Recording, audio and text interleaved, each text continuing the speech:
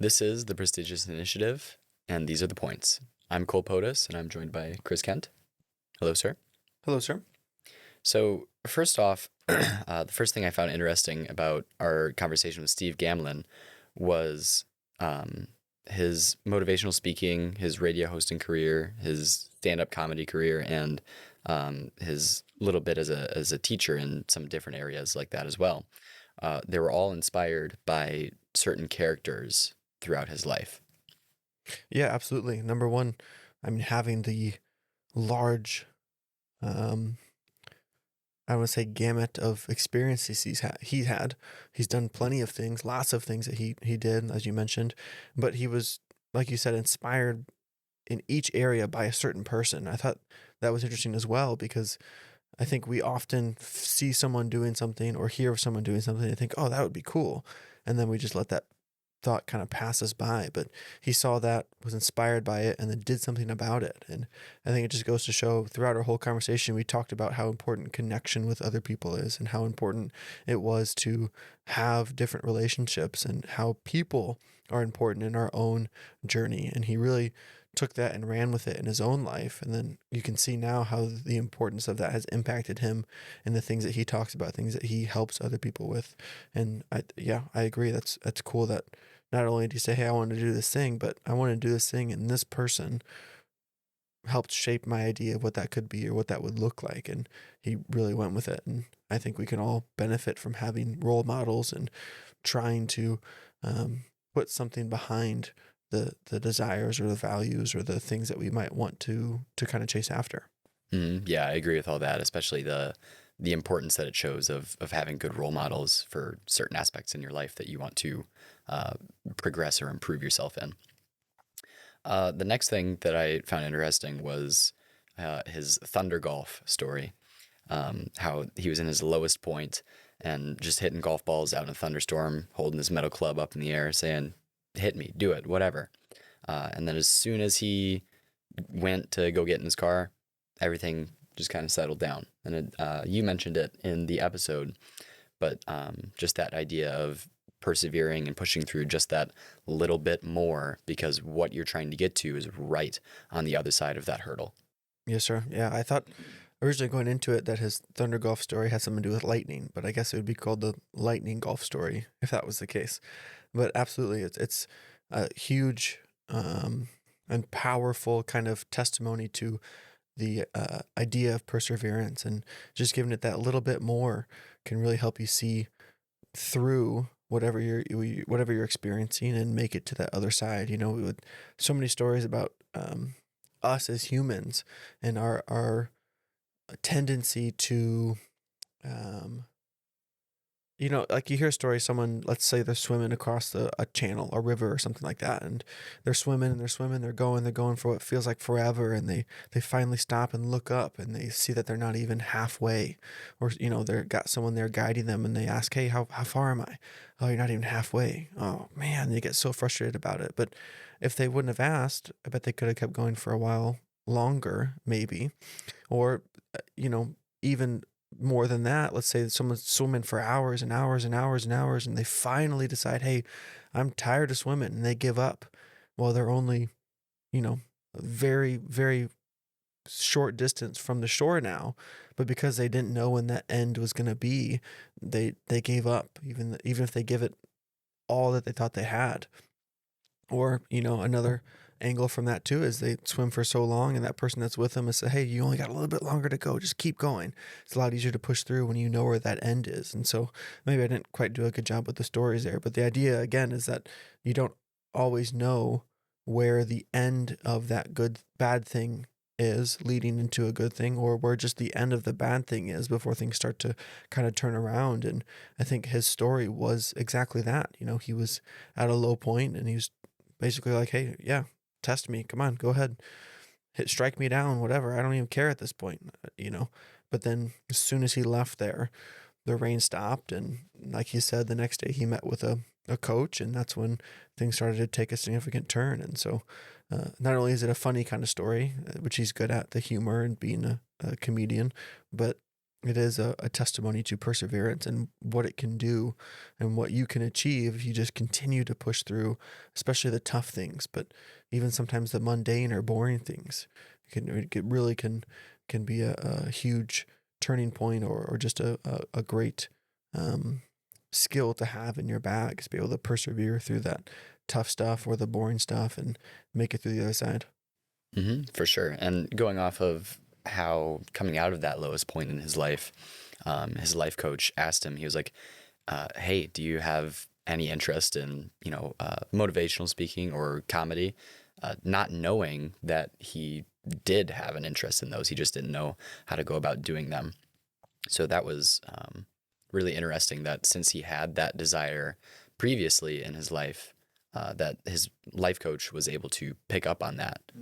So, Yeah, and it speaks to the fact that he had, whether he intentionally developed them or not, someone could notice those skills and abilities in him because sometimes it's not easy to be able to give advice or to help someone along the way. But he also had the experience. We've talked to so many people so far in this podcast alone about how they are just coming from a place of what they've gone through, and they're talking to people about what they experienced in their life and how they got to where they are. And that's really all you need is your own experience that people can learn from and gain insight from, and you can help give them tips and advice about things that you've gone through. You don't really need to have a whole degree or education necessarily to be able to give someone advice from your own experience. And the person he talked to could recognize that Steve had been through some things and come out the other side, and other people could benefit from that. And he didn't have to say, "Hey, when I was younger, I looked up to this person, they made me want to be a motivational speaker. Or I looked up to this person, they made me want to be a stand up comedian." The person he was talking to didn't know that, but because Steve valued that and Steve invested time into those things, it was evident to who he was talking about that he was passionate about that, cared about that, and he was able to continue working on that. And that's another huge thing that I think it we can all benefit from, is that the things that you pay attention to, the things that you pour time into, are going to be the things that start to become evident or more prevalent in your life because you are giving them attention and helping them grow. And so it's important, and we need to be careful about those things because whatever you feed that's what's going to continue to grow. for sure. And speaking about feeding things and them continuing to grow, he talked about turning those visions that you have on your vision boards or whatever you may have into action. And that kind of is similar to what a previous guest, John, I don't want to butcher his last name. Chapelier. Chapelier, yeah. He talked about having his multiple steps of what to do. And then lastly, putting those things into action was the last step there. So those two things were kind of similar. I found that interesting. Yes, sir. Yeah. Everyone has their own unique spin and their own story and their own way of communicating these things. But the more people we talk to, the more it seems that there is a common thread about finding out what you want, finding out what's important to you, and then finding out how you can either achieve those things or you can help to um, focus on those things and how you can really make those things a priority. And then, of course, the most important step is to take action and develop daily habits, daily practices.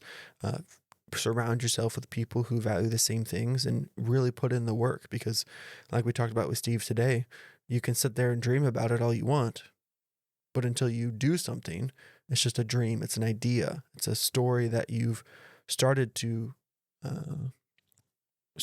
tell or started to create, but until you start doing something, that story doesn't become your reality. And so it's great to hear him talk about that in congruence with everyone else we talked to before, and how all the stuff is kind of the same, but everyone has a different way of talking about it. And it also goes to show that we're all not going to find motivation the same way. We're all not going to be inspired the same way, because one person we've talked to previously might inspire you more than we talked to Steve today. But to someone else, Steve was the most inspirational, as opposed to just having these different perspectives is huge, because even though we're talking about largely the same thing, everyone has a different way of approaching it, and we can all benefit from it in different ways. And so, I think it's great that you're able to also see how what Steve talked about ties into what John talks about, ties into what Daniel talks about, ties into, what Billy talks. It all kind of comes together, but just different perspectives and different ways we can look at it. Absolutely. Another thing that I really liked was his analogy with a roller coaster. How first off, it's a small ride, so you want to surround yourself with the right people, those that are going to be there for you and help you and support you. And then really just clicking your way up to the top of that hill before you get to go down and enjoy the rest of the ride. And then when you're done, you don't just, okay, that's it. It was a fun ride. So you get back in line. And the reason that resonated so much with me is because I think that is really similar to our black belt success system.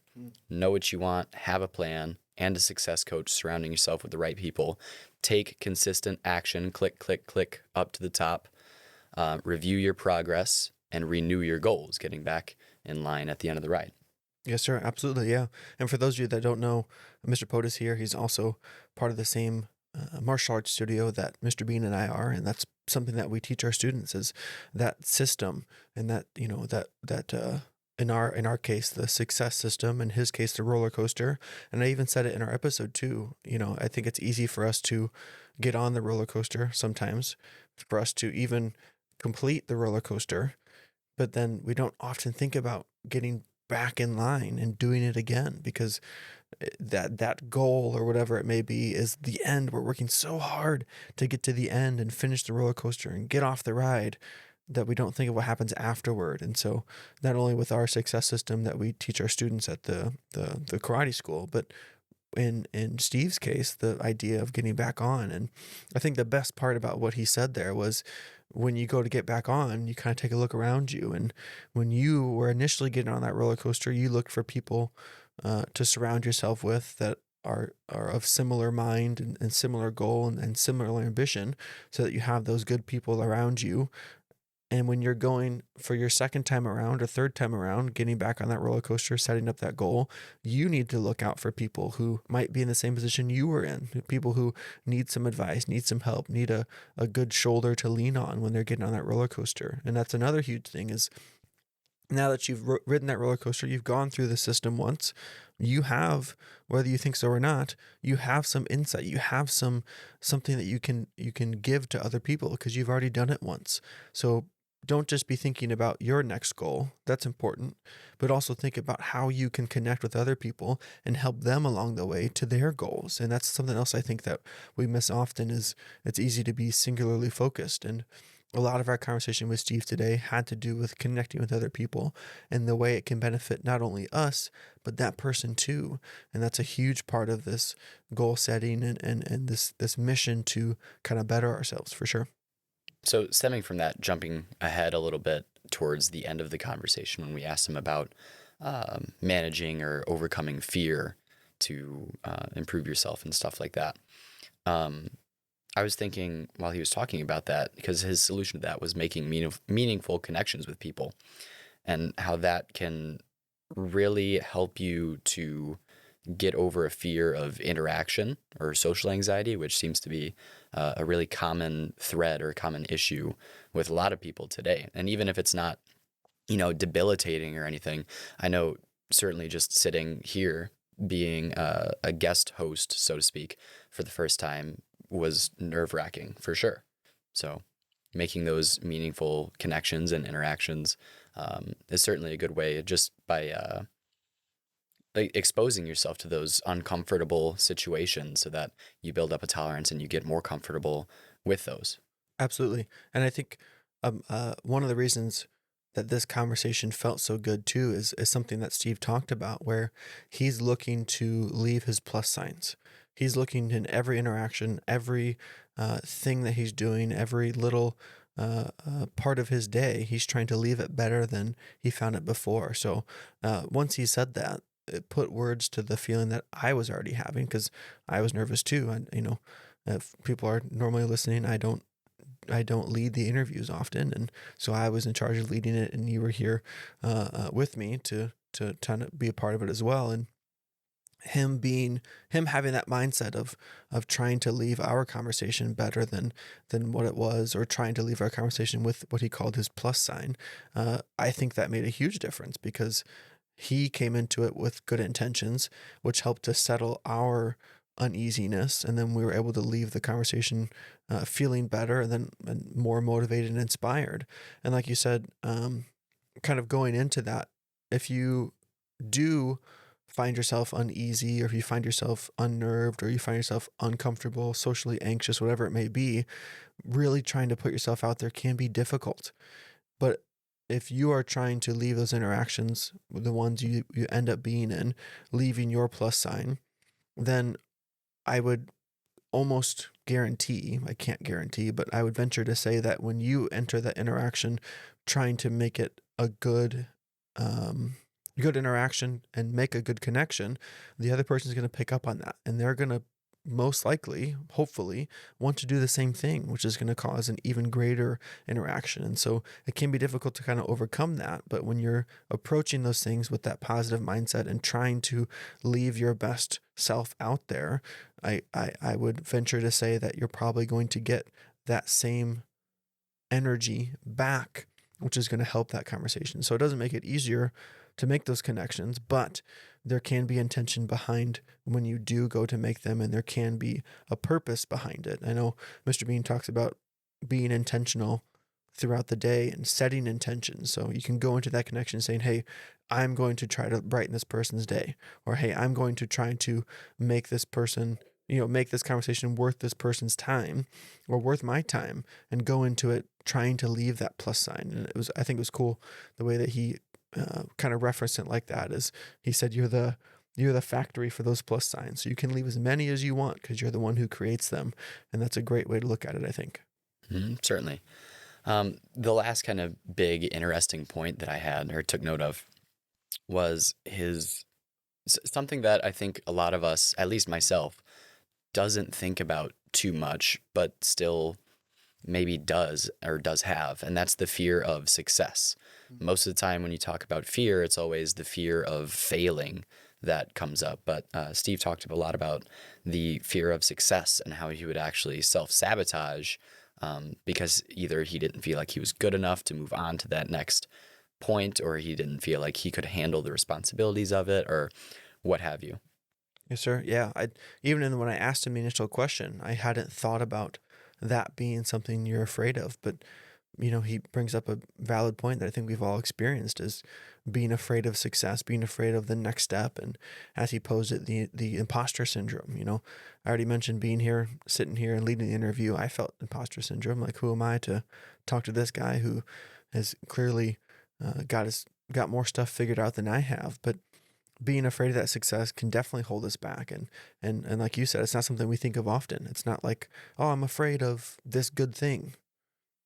Well, that sounds silly to say, but it's something I think we all deal with. And so being able to recognize that, and then taking steps to stop yourself from holding your own self back, it's a huge step that we can take on our journeys. And I think the first step is being aware. Like we talked about with Steve today, it's not something that we think of often. And he was ready with that answer because he clearly has done the work and dealt with that himself. And you can tell he's definitely better off for having to acknowledge that and embracing that fear. But I don't think he would be where he is if he didn't take the action to engage with that and to kind of overcome that. And so on many levels, it's inspiring and definitely something to think about. Well, anything else to add, sir? I don't think so. That's pretty much all my big points that I took note of. Yes, sir. Well, as always, thank you for joining us. Those are the points. Make sure you tune in next week for our next conversation and some more points. Until next time. Stay prestigious.